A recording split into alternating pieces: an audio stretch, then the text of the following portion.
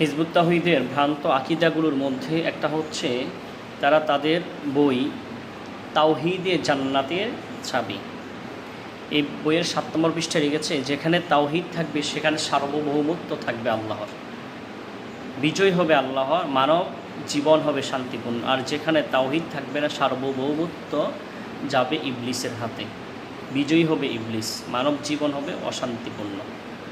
কত সূক্ষ্ম ভাষায় তারা একটা কথা বলেছে যে যেখানে ইসলাম নাই, যেখানে যেই দেশে বা যেই রাষ্ট্রের মধ্যে ইসলাম নাই সেখানে আল্লাহর কর্তৃত্ব চলে না, ইবলিসের কর্তৃত্ব চলে। নাউজুবিল্লাহ।